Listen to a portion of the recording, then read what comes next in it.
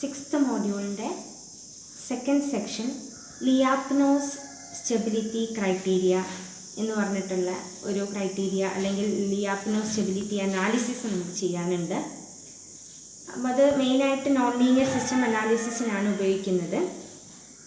അപ്പോൾ അതിലേക്ക് പോകുന്നതിന് മുന്നേ നമുക്ക് സ്റ്റെബിലിറ്റീനെ കുറിച്ചുള്ള കുറച്ച് ഡെഫിനിഷൻസും കുറച്ച് കാര്യങ്ങൾ അതിലേക്ക് വേണ്ടിയിട്ടുള്ള കുറച്ച് കാര്യങ്ങളും നോക്കാം. അതിനുശേഷം അടുത്ത വീഡിയോയിൽ ലിയാപ്നോസ് സ്റ്റെബിലിറ്റി ക്രൈറ്റീരിയ എന്താണെന്ന് പറയാം.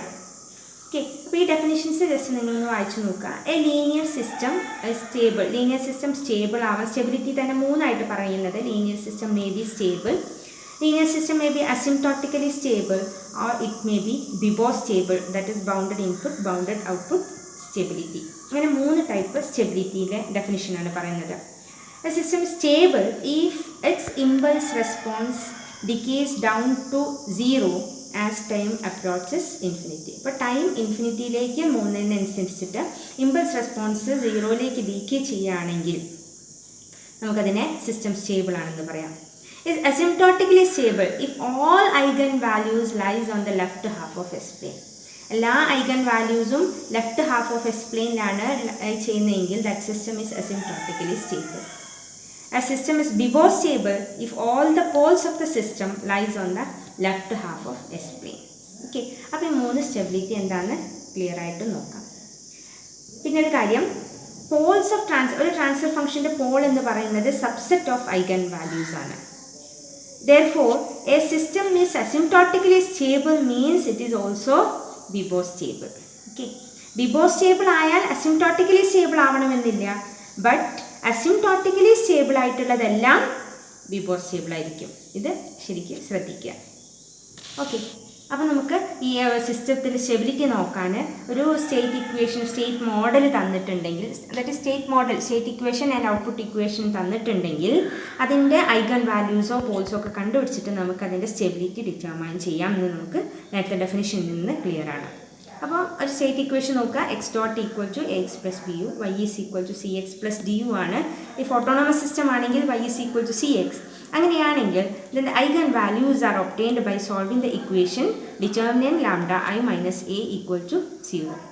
ട്രാൻസ്ഫർ ഫംഗ്ഷൻ കണ്ടുപിടിക്കണമെങ്കിലോ transfer function is equal to C into s I minus A inverse B.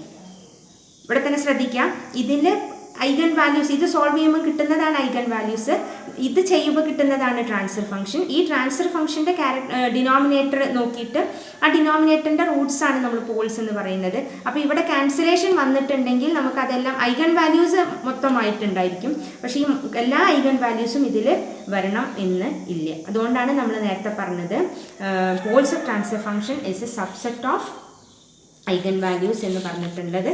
Okay, അപ്പോൾ അത് ശ്രദ്ധിക്കാം. അപ്പോൾ അത് വെച്ചിട്ട് നമ്മളൊരു എക്സാമ്പിൾ നോക്കുക.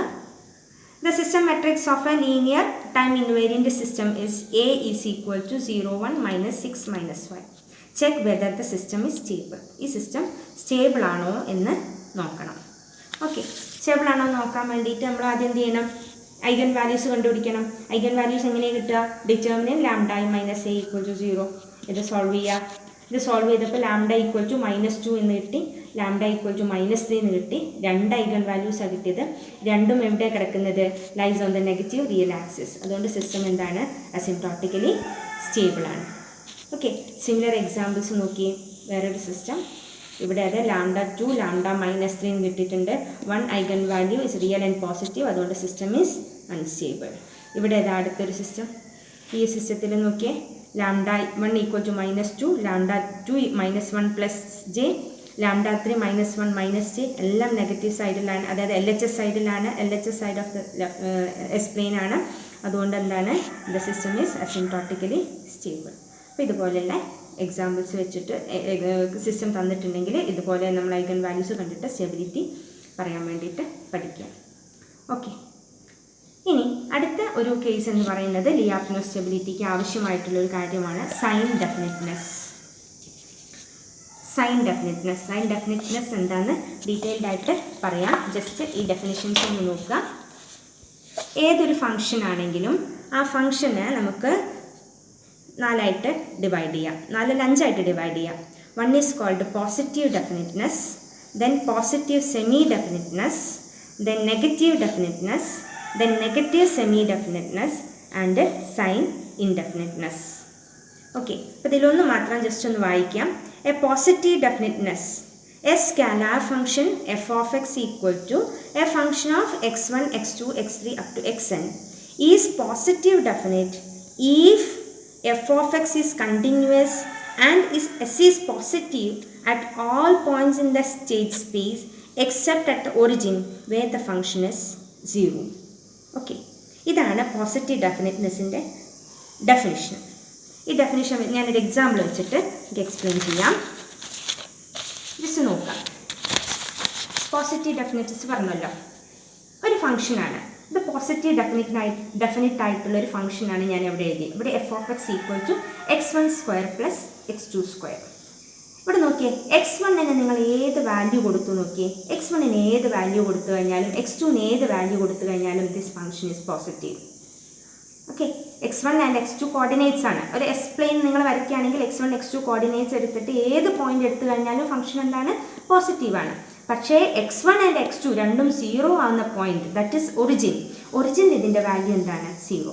അപ്പോൾ except at origin at all other points the value is positive and it is continuous and value is positive in the state space ആണെങ്കിൽ ആ ഫംഗ്ഷനെ പറയുന്ന പേരാണ് പോസിറ്റീവ് ഡെഫിനിറ്റ്നെസ്. ഓക്കെ, അപ്പോൾ ഇത് വെച്ചിട്ട് അടുത്ത നമുക്ക് നോക്കാം positive semi definiteness. Positive semi ഡെഫിനിറ്റ്നെസ്സിന് സ്റ്റേറ്റ് സ്പേസിലെ എല്ലാ പോയിൻറ്റ്സിലും പോസിറ്റീവ് വാല്യൂ ആയിരിക്കും. പക്ഷേ ചില ഒറിജിനിൽ മാത്രമല്ല, ഒറിജിനിലല്ലാത്ത മറ്റു പല പോയിന്റുകളിലും അതിന് എന്തുണ്ടാവാം? 0 ആവാം. ഓക്കെ, അപ്പം സ്റ്റേറ്റ് സ്പേസിലെ ഈച്ച് ആൻഡ് എവറി പോയിന്റ് എടുത്തു കഴിഞ്ഞാൽ സീറോസോ ഓർ പോസിറ്റീവ് വാല്യൂയോ കിട്ടുകയാണെങ്കിൽ ആ ഫംഗ്ഷനെ പറയുന്ന പേരാണ് പോസിറ്റീവ് സെമി ഡെഫിനിറ്റ്നെസ് അല്ലെങ്കിൽ പോസിറ്റീവ് സെമി ഡെഫിനിറ്റ് ഫംഗ്ഷൻ. ഇവിടെ ഈ എക്സാമ്പിൾ നോക്കിയേ. ഇവിടെ നോക്കിയേ, x1 plus 2x2² plus x3² അല്ലേ? അപ്പോൾ x3ക്ക് ഏത് വാല്യൂ വന്നു? x1 ആൻഡ് x2ന് ഏത് വാല്യൂ വന്നു കഴിഞ്ഞാലും ഈ ടേമും പോസിറ്റീവ് ആയിരിക്കും, ഈ ടേമും പോസിറ്റീവ് ആയിരിക്കും. പക്ഷേ x1 equal to -2x2, x1 equal to -2x2 ആകുമ്പോൾ ഈ വാല്യൂ എന്താണ്? 0 ആണ് അല്ലേ? അപ്പോൾ ഇവിടെ x1 ഈക്വൽ ടു -2x2 എന്ന് പറഞ്ഞാൽ x1 -2, x2 1 അല്ലേ? ഈ ഒരു വാല്യൂ വന്നു കഴിഞ്ഞാലും x3 0 ആണെങ്കിലും ഈ ടേം എന്തായിരിക്കും? 0 ആയിരിക്കും. അതുപോലെ x1 -4, x2 2, x3 0 ഈ വരുന്ന പോയിന്റിലും ആ ഫംഗ്ഷൻ്റെ വാല്യൂ എന്തായിരിക്കും? 0. അതുപോലെ x1 -6, x2 3, x3 0 ഈ പോയിന്റിലും ആ ഫംഗ്ഷൻ എന്തായിരിക്കും? 0 ആയിരിക്കും. അപ്പോൾ ഒറിജിനിൽ മാത്രമല്ല, ഒറിജിനിലല്ലാത്ത മറ്റു പല പോയിന്റുകളിലും 0 ആവാം. ബാക്കി എല്ലാ പോയിന്റുകളിലും പോസിറ്റീവായിട്ടുള്ള ഫംഗ്ഷനെ പറയുന്ന പേരാണ് പോസിറ്റീവ് സെമി ഡെഫിനിറ്റ്. ശരിക്കും ഈ എക്സാമ്പിൾ തന്നെ ഓർത്ത് വെച്ചാൽ മതി ഫംഗ്ഷൻ നിങ്ങൾക്ക് ഓർമ്മയിൽ കിട്ടാൻ വേണ്ടിയിട്ട്. അപ്പോൾ ഇത് വെച്ചിട്ട് പിന്നെ നമുക്ക് നെഗറ്റീവ് സെമി ഡെഫിനിറ്റ്നെസ് എന്താണെന്ന് പറയാം. നെഗറ്റീവ് എന്താണ്? എല്ലാ പോയിന്റിലും വാല്യൂ എന്തായിരിക്കും? നെഗറ്റീവ് ആയിരിക്കും. എല്ലാ പോയിന്റിലും വാല്യൂ നെഗറ്റീവ് ആയിരിക്കും. മാത്രമല്ല ഒറിജിനിൽ അതിൻ്റെ വാല്യൂ 0 ആയിരിക്കും. നെഗറ്റീവ് സെമി ഡെഫിനിറ്റ് എന്ന് പറയുന്നത് എല്ലാ പോയിന്റിലും നെഗറ്റീവ് ആയിരിക്കും. പക്ഷെ ഒറിജിനിൽ മാത്രമല്ല, at some other points also the value is negative. Okay, positive ആണെങ്കിൽ എല്ലായിടത്തും പോസിറ്റീവ്, ഒറിജിനിൽ 0. പോസിറ്റീവ് സെമി ഡെഫിനിറ്റ് ആണെങ്കിൽ ഒറിജിനിലും മറ്റതർ പോയിന്റിലും 0 വാല്യൂ ഉണ്ടാവാം, ബാക്കി എല്ലാ പോയിന്റിലും പോസിറ്റീവ്. നെഗറ്റീവ് ആണെങ്കിൽ ഒറിജിനിൽ 0, ബാക്കി എല്ലാ പോയിന്റ്സിലും നെഗറ്റീവ്. നെഗറ്റീവ് സെമി ഡെഫിനിറ്റ് ആണെങ്കിൽ ഒറിജിനിലും സം അതർ പോയിന്റ്സിലും 0 ഉണ്ടാവാം, ബാക്കി പോയിന്റ്സിലൊക്കെ നെഗറ്റീവ്. സൈൻ ഇൻഡെഫിനിറ്റ്നെസ് എന്ന് പറഞ്ഞു കഴിഞ്ഞാൽ എല്ലാ പോയിന്റ്സിലും പോസിറ്റീവോ നെഗറ്റീവോ എന്തും വരാം. അങ്ങനെയുള്ളതിനെയാണ് നമ്മൾ സൈൻ ഇൻഡെഫിനിറ്റ്നെസ് എന്ന് പറയുന്നത്. ഓക്കെ, അപ്പോൾ ഈ ഏതൊരു ഫംഗ്ഷൻ കിട്ടിക്കഴിഞ്ഞാലും അത് പോസിറ്റീവ് ആണോ നെഗറ്റീവ് ആണോ എന്നൊക്കെ ഡെഫിനിറ്റ്നെസ് ചെക്ക് ചെയ്യാൻ വേണ്ടിയിട്ട് 5 മാർക്കിന് KTU എക്സാംസിന് ചോദിക്കാറുണ്ട്. അപ്പോൾ അത് പഠിക്കാം. അപ്പോൾ ഇവിടെ ഈ കാണിച്ചിരിക്കുന്ന എക്സാമ്പിൾ എന്ന് പറയുന്നത് 1, 2 അല്ലെങ്കിൽ 3 വേരിയബിൾ, മാക്സിമം 3 വേരിയബിൾസുള്ള എക്സാമ്പിൾസാണ് ഞാൻ കാണിച്ചിരിക്കുന്നത്. ഇത് നിങ്ങൾക്ക് നോക്കിയാൽ തന്നെ നിങ്ങൾക്ക് പറയാൻ പറ്റും ഇത് പോസിറ്റീവ് ആണോ നെഗറ്റീവ് ആണോ എന്നൊക്കെ. പക്ഷേ നമ്മൾ പറഞ്ഞു എഫ് ഓഫ് എക്സ് എന്ന് പറയുന്നത് function of n വേരിയബിൾസാണ്. n variables എന്ന് പറയുന്നത് ആ എന്നിൻ്റെ നമ്പർ കൂടുന്നതിനനുസരിച്ച് നമുക്ക് ഇതുപോലെ ചെക്ക് ചെയ്യാനുള്ള പ്രയാസങ്ങൾ ഉണ്ടാവും. ഇതുപോലെ എളുപ്പമായിരിക്കണം എന്നില്ല. ചെക്ക് ചെയ്യാൻ പ്രയാസമായിരിക്കും. അപ്പോൾ അങ്ങനെയുള്ള കേസിൽ ഈ ഡെഫിനിറ്റ്നെസ് ചെക്ക് ചെയ്യാൻ വേണ്ടിയിട്ട് നമ്മളൊരു ഫംഗ്ഷനെ ഒരു ഫോമിലേക്ക് മാറ്റും ആദ്യം. ആ പറയുന്ന പേരാണ് ക്വാഡ്രാറ്റിക് ഫോം. ക്വാഡ്രാറ്റിക് ഫോമിലേക്ക് മാറ്റിക്കഴിഞ്ഞ് സിൽവസ്റ്റേഴ്സ് ക്രൈറ്റീരിയ എന്ന് പറയുന്ന ഒരു കണ്ടീഷൻ യൂസ് ചെയ്തിട്ട് നമുക്ക് ഏത് ഫംഗ്ഷൻ, എത്ര വലിയ ഫംഗ്ഷൻ ആണെങ്കിലും ആ ഫംഗ്ഷൻ്റെ ഡെഫിനിറ്റ്നെസ് ചെക്ക് ചെയ്യാൻ വേണ്ടി പറ്റും. ഓക്കെ, ക്ലിയർ അല്ലേ? അപ്പോൾ ആദ്യം ക്വാഡ്രാറ്റിക് ഫോമിലേക്ക് എങ്ങനെ മാറ്റാം? ക്വാഡ്രാറ്റിക് ഫോമിൽ എന്ന് പറയുന്ന ഫോം ഇങ്ങനെയാണ്. എഫ് ഓഫ് എക്സ് എന്ന് പറയുന്ന ഫംഗ്ഷൻ നമുക്ക് തന്നിട്ടില്ലെങ്കിൽ അതിനെ മെട്രിക്സ് ഫോമിലേക്ക് മാറ്റുക. മെട്രിക്സ് ഫോമിലേക്ക് മാറ്റുമ്പോൾ എക്സ് ട്രാൻസ്പോസ് പി എക്സ് എന്ന് പറഞ്ഞിട്ടാണ് എഴുതുക. X transpose P X. X എന്ന് പറയുന്നത് ഒരു കോളം മെട്രിക്സ് ആണ്. x1 x2 x3 എന്നുള്ളത് അതിൻ്റെ ട്രാൻസ്പോസ്. ഇവിടെ നോക്കിയേ, എഫ് ഓഫ് എക്സ് എന്ന് പറയുന്നത് x transpose P x. Clear അല്ലേ? X transpose P x. ഈ ഫോമിൽ എഴുതുന്നതിനെയാണ് ക്വാഡ്രാറ്റിക് ഫോം എന്ന് പറയുന്നത്. അപ്പോൾ നോക്കുക, ഈ തന്നിരിക്കുന്ന ഫംഗ്ഷൻ ഈ ഒരു ഫോമിലാണെങ്കിൽ p11 x1² p22 x2² ഇങ്ങനെയുള്ളൊരു ഫംഗ്ഷൻ ആണെങ്കിൽ ഇതിനെ എങ്ങനെ ഇങ്ങോട്ട് എഴുതാം? അപ്പോൾ ആദ്യം എഫ് ഓഫ് എക്സ് എഴുതി, എത്ര വേരിയബിൾ ഉണ്ട് നോക്കിയിട്ട് എക്സ് ട്രാൻസ്പോസ് എഴുതാം, എക്സ് എഴുതാം. നടുവിലുള്ള പി മെട്രിക്സ് എങ്ങനെ എഴുതണം നോക്കാം. x1² coefficient first element, x2² coefficient അടുത്ത ഡയഗണൽ എലമെൻറ്റ്, x3² കോഎഫിഷ്യൻ്റ് അടുത്ത ഡയഗണൽ എലമെൻറ്റ്. ഇനി x1 x2 coefficient, x1 x2 coefficient നോക്കുക, 2p12 ആണ്. അപ്പോൾ അതിൻ്റെ നേരെ ഹാഫ് എവിടെ എഴുതണം? p12 എഴുതണം. ഓക്കെ, x1 x2 എന്ന് പറയുന്ന ടേം ഒരു ഫംഗ്ഷൻ തന്നിട്ട് അതിൽ x1 x2 ഇൻറ്റു ചെയ്തിട്ടുള്ളൊരു ടേം ഉണ്ടെങ്കിൽ അതിൻ്റെ കോഎഫിഷ്യൻ്റ് എന്താണോ എന്ന് നോക്കി അതിൻ്റെ നേരെ പകുതിയാണ് എവിടെ എഴുതേണ്ടത്? 1 2 എലമെൻ്റ് ആയിട്ട് എഴുതേണ്ടത്. അത് തന്നെയാണ് എവിടെ എഴുതേണ്ടത്? 2 1th എലമെൻറ്റും. അപ്പോൾ 1 3 എലമെൻറ്റും 3 1 എലമെൻറ്റും ഏതായിരിക്കും? x1ൻ്റെയും x3ൻ്റെയും കോഎഫിഷ്യൻറ്റിൻ്റെ നേരെ പകുതി. ക്ലിയർ അല്ലേ? x1² coefficient first diagonal element, x2² coefficient second diagonal element, x3² third element diagonal element, x1 x2 കോഎഫിഷ്യൻറ്റിൻ്റെ പകുതി 1 2 and 2 1, x1 x3ൻ്റെ കോഎഫിഷ്യൻറ്റ് 1 3 and 3 1 അങ്ങനെ. Then x2 x3ൻ്റെ coefficient p23 and p32 ഇങ്ങനെ എഴുതിയിട്ട് ക്വാഡ്രാറ്റിക് ഫോമിൽ റെപ്രസെൻറ്റ് ചെയ്യാം. ഓക്കെ, അപ്പോൾ നമുക്ക് ലിയാപ്നോസ് stability ക്രൈറ്റീരിയയ്ക്ക് sign ഡെഫിനിറ്റ്നെസ് നിർബന്ധമായിട്ടും അറിഞ്ഞിരിക്കണം. സൈൻ ഡെഫിനിറ്റ്നെസ്സിൻ്റെ നമ്മൾ 5 കേസസ് പഠിച്ചു. സൈൻ ഡെഫിനിറ്റ്നെസ് ചെക്ക് ചെയ്യാൻ വേണ്ടിയിട്ട് നമ്മൾ ഫംഗ്ഷൻ ക്വാഡ്രാറ്റിക് ഫോമിലേക്ക് എങ്ങനെ മാറ്റാം എന്ന് നോക്കി. ഇനി ഈ ക്വാഡ്രാറ്റിക് ഫോമിൽ എത്തിക്കഴിഞ്ഞാൽ അതിൽ നിന്ന് ഡെഫിനിറ്റ്നെസ് അറിയാൻ വേണ്ടിയിട്ടുള്ള ഒരു ക്രൈറ്റീരിയയാണ് സിൽവസ്റ്റേഴ്സ് ക്രൈറ്റീരിയ. ഓക്കെ, അപ്പോൾ സിൽവസ്റ്റേഴ്സ് ക്രൈറ്റീരിയ നോക്കുക. The sign definiteness of a scalar function f of x in quadratic form can be determined using the Sylvester's criteria. അപ്പോൾ സിൽവസ്റ്റേഴ്സ് ക്രൈറ്റീരിയ ഉപയോഗിച്ചിട്ട് ഒരു സിസ്റ്റം പോസിറ്റീവ് ഡെഫിനിറ്റ് ആവണമെങ്കിൽ തന്നിരിക്കുന്ന ഫംഗ്ഷൻ ആദ്യം ക്വാഡ്രാറ്റിക് ഫോമിലേക്ക് മാറ്റി ആ ക്വാഡ്രാറ്റിക് ഫോമിലുള്ള ഫംഗ്ഷൻ പോസിറ്റീവ് ഡെഫിനിറ്റ് ആവണമെങ്കിൽ എങ്ങനെയായിരിക്കണം നോക്കുക. അപ്പോൾ നമ്മൾ ആ കിട്ടിയിരിക്കുന്ന ഒറിജിനൽ പി മെട്രിക്സ്, ആ ഒറിജിനൽ പി മെട്രിക്സിൻ്റെ determinant should be greater than 0. അത് കഴിഞ്ഞ് ഈ മെട്രിക്സ് ഇത് 3/3 പി മെട്രിക്സ് എന്ന് പറയുന്നത് ഇവിടെ നമ്മൾ എക്സാമ്പിൾ കാണിച്ചിരിക്കുന്നത് 3/3 മെട്രിക്സ് ആണ്. ഈ 3/3 മെട്രിക്സിൻ്റെ ഡിറ്റർമിനൻറ്റ് ഗ്രേറ്റർ ദാൻ 0 ആയിരിക്കണം. അത് കഴിഞ്ഞ് അതിൻ്റെ ഫസ്റ്റ് സക്സസീവ് മൈനർ എന്ന് പറയുന്നത് ഈ 2/2 മെട്രിക്സ് ആണ്. സക്സസീവ് മൈനർ എന്ന് പറയുന്നത് 2/2 മെട്രിക്സ്. അപ്പോൾ ഈ 2/2 മെട്രിക്സിൻ്റെ ഡിറ്റർമിനൻറ്റ് ഗ്രേറ്റർ ദാൻ 0 ആയിരിക്കണം. നെക്സ്റ്റ് സക്സസീവ് മെട്രിക്സ് എന്ന് പറയുന്നത് p11 ആണ്, അതായത് 1/1 മെട്രിക്സ്. ഇതും ഗ്രേറ്റർ ദാൻ 0 ആവണം.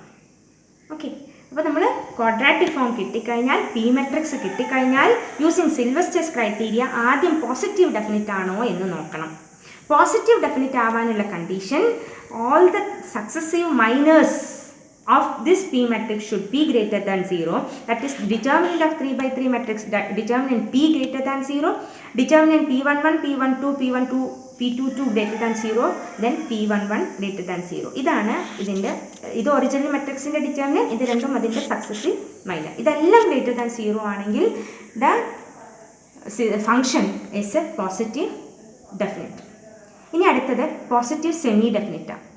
പോസിറ്റീവ് സെമി ഡെഫിനിറ്റ് ആവാൻ വേണ്ടിയിട്ട് നമ്മൾ ഈ പി മെട്രിക്സിൻ്റെ സക്സസീവ് മൈനർ മാത്രം നോക്കിയാൽ പോരാ, എല്ലാ മൈനേഴ്സും നോക്കണം. അത് നോക്കിയേ, ഇതാണ് എല്ലാ മൈനേഴ്സും. ഇവിടെ കണ്ടോ, P11, P12, P21, P22 ഇത് ഗ്രേറ്റർ ദാൻ 0 ആവണം. Then P22, P23, P32, P33 ഇത് ഗ്രേറ്റർ ദാൻ 0 ആവണം. Then P11, P13, P31, P33 ഇതും ഗ്രേറ്റർ ദാൻ 0. അതുപോലെ P11 ഗ്രേറ്റർ ദാൻ 0 ആവണം, P22 ഗ്രേറ്റർ ദാൻ 0 ആവണം, P33 ഗ്രേറ്റർ ദാൻ 0 ആവണം. പക്ഷേ ഡിറ്റർമിനൻറ്റ് P ഈക്വൽ ടു 0 ആവണം. Condition മാറിപ്പോവരുത്.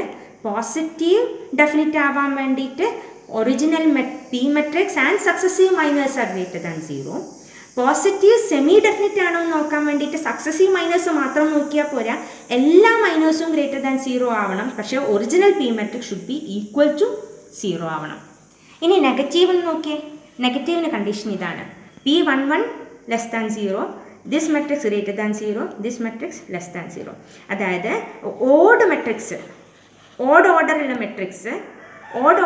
Matrix less than determinant less than 0 ആവണം. ഈവൻ ഓർഡറുള്ള മെട്രിക്സ് ഗ്രേറ്റർ ദാൻ 0 ആണ്. ഇപ്പോൾ അത് ഒരു 4x4 മെട്രിക്സ് ആണെങ്കിൽ നമുക്ക് ഡിറ്റർമിനൻറ്റ് P ലെസ്, അതായത് ആ ഒറിജിനൽ 4x4 മെട്രിക്സിൻ്റെ എന്തായിരിക്കണം? ഗ്രേറ്റർ ദാൻ 0 ആയിരിക്കണം.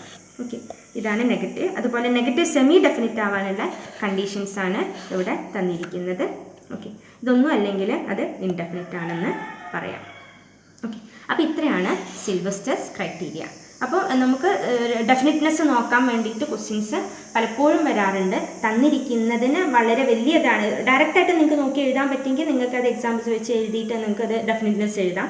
അല്ല എന്നുണ്ടെങ്കിൽ ഇതുപോലെ ക്വാഡ്രാറ്റിക് ഫോമിലേക്ക് മാറ്റിയിട്ട് സിൽവസ്റ്റേഴ്സ് ക്രൈറ്റീരിയ യൂസ് ചെയ്ത് ചെക്ക് ചെയ്തിട്ട് ഡെഫിനിറ്റ് ഏത് ഡെഫിനിറ്റാണ്, പോസിറ്റീവ് ഡെഫിനിറ്റ് ആണോ പോസിറ്റീവ് സെമി ഡെഫിനിറ്റ് ആണോ എന്നൊക്കെ പറയാൻ വേണ്ടി കഴിയണം. ഓക്കെ, അടുത്തതിൽ നമുക്ക് ലിയാപ്നോസ് സ്റ്റെബിലിറ്റി എന്താണെന്ന് നോക്കാം. അവയുടെ ഡെഫിനിറ്റ്നെസ്സിൻ്റെ ആവശ്യകത എന്താണെന്നുള്ളതും നോക്കാം.